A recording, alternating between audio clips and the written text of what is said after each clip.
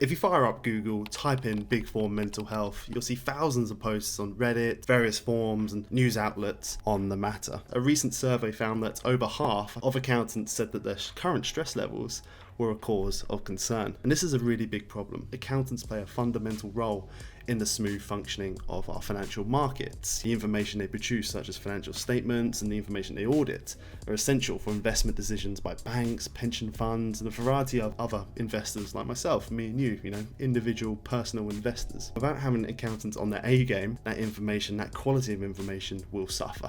While working with the Big Four accounting firms comes with lots of rewards and respect, it doesn't come without its challenges. Managing the day-to-day demands of the job, the work, the clients and the qualifications, while at the same time trying to maintain your emotional, your mental and your physical well-being. In this video we're going to be looking at strategies that I've used, my friends have used to maintain the mental health and well-being while working at the Big Four. You can work for 24 hours, 7 days a week, 365 days a year, and there will still be more work to give you at the Big Four. The machine or the cog, it never rests. So you really need to learn to set your boundaries. These kind of boundaries are becoming even more blurred as we're starting to work more at home. So for example, I'm actually sat here at my desk. You can't see a screen, but my laptop's here, my keyboard, my mouse and everything. But I'm sat here in the corner of my living room. So you can see probably my kitchen, my TV, well, let's go to the other side. My TV's here, my living room. It's a London flat, so it's kind of all small. The fact that my computer and desk is always here in the corner of my living room, even when I'm sat down here on the sofa, it's always kind of there in the back of my mind, and it's so easily accessible to quickly flip that lid open and respond to emails. So what I've started to do now is actually close down my laptop at night, put it away in the cupboard in its bag, just to make sure there's no temptations to quickly log in for 5 or 10 minutes just to answer emails. Really try and create some friction to get them back on your laptop and set those boundaries between work and life. And the other side of this, and it's learning to say no to people. A lot of the time, obviously, we have this kind of desire or need to impress or show that we're going above and beyond, but it leads us to taking on a hell of a lot of work in a short amount of time, and it may seem manageable in the short term. It may only be 1 or 2 or 3 hours extra on top of your day job, but over the long term it's not sustainable. You will just end up burning out. And learning to say no is a real skill, and it's not simply just any request that come your way just going no. There is a way about going about managing it. For example, saying no, but have you tried Simon or Sarah? They might be in a better position to help, or I can't help you right now, I don't have the capability, but is it something we can pick up in a couple of weeks? Not just bluntly saying no, but trying to offer another solution to the individual.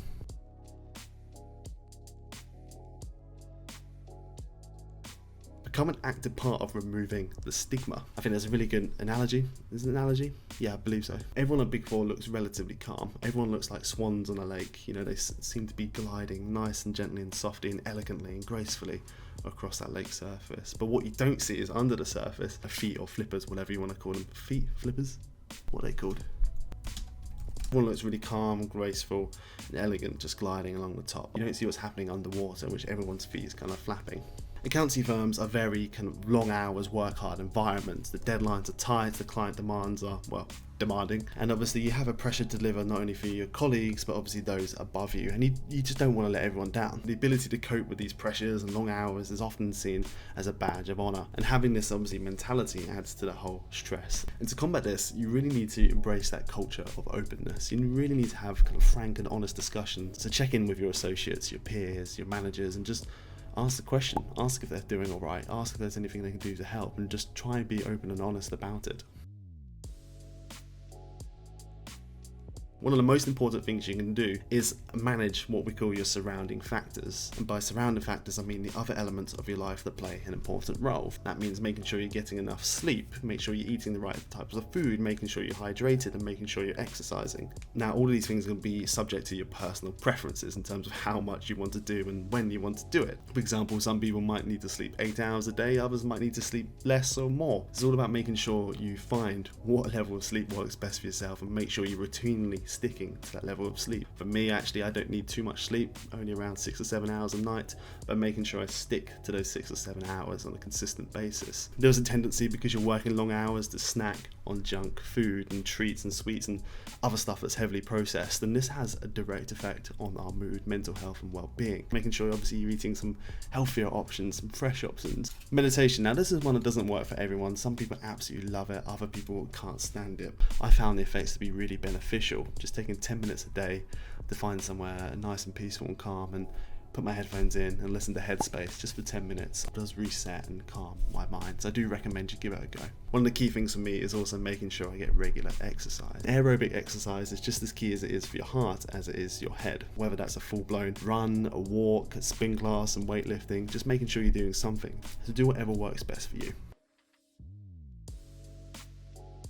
Take advantage of all the opportunities and support the firms give you. While there's a hell of a lot that can still be done in these areas, most firms, particularly the Big Four, offer you a variety of benefits that you can make the most out of. A lot of firms are increasingly running wellbeing workshops or resilience workshops. Most firms have virtual GP appointments or private medical benefits that you can actually get therapy or mental health discussions or CBT included as part of that. I've never experienced this myself, but I know a couple of friends that have been down the therapy route for kind of workplace stress. Do make the most out of the benefits that are provided to you. These kind of workshops or benefits or solutions don't solve everything, but they're a nice incremental step alongside everything else that can benefit you. Accounting firms are increasingly getting busier and busier.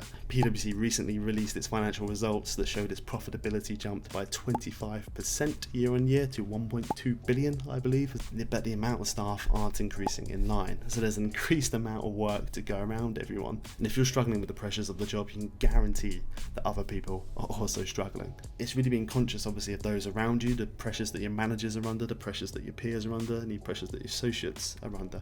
Really being conscious of that and trying to share the workload as much as possible. Be proactive in managing not only your workload but of the teams around you. You might feel it's not your responsibility because you're not in a position of kind of management or leadership, but everyone has a responsibility for this. If you notice a team member that's working long hours, maybe you see the hours on the budget, or maybe you see their kind of green icon always in line at ridiculous hours, do reach out to them, have that open and honest conversation and see if there's some of the workload that can be shared. And at the same time, if you're at reduced capacity, make sure you're looking to help other people, not taking on too much to detriment to your own mental health, but helping individuals out. Don't sit back and relax and just enjoy it. Do take a break, but at the same time, make sure you're sharing the load with everyone else. No job, and I mean absolutely no job, is worth sacrificing your mental or physical well-being and health. If after trying to implement various strategies, you tried to set boundaries, you tried to manage your surrounding factors, you tried to use the firm's services and GPs and therapies and stuff like that, if you tried doing all those things and it doesn't seem to be working, it may be time to recognize it's not for you and it's just time to go. It doesn't mean you failed, it just means the environment as it currently stands isn't right for you. And obviously there'd be a bit of unease about leaving a job, but it's generally not worth it. And a friend of mine's done an absolutely fantastic video, a guy called Matt, on the stigma of quitting. Quitting generally is a cultural thing, it's something that we're not supposed to do. There are so many quotes out there that vilify the characteristic of quitting. There are actually many courses of actions where quitting is the most sensible and effective thing to do. If something's detrimental to your personal health and well-being, you've tried to implement strategies to mitigate it and they're not working, recognize it's time to go. I will say, however, if you don't have a job lined up, don't quit. Try and stay at the job temporarily.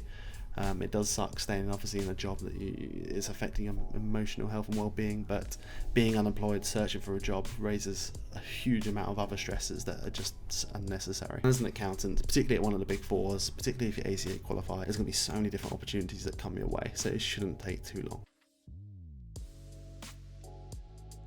Fundamentally, a lot needs to change, not only at the Big Four or the accounting industry, but society in general. I hope that video was useful. It's just some tips that I found that helped me manage my mental health and well-being. Take care of yourselves and see you next time.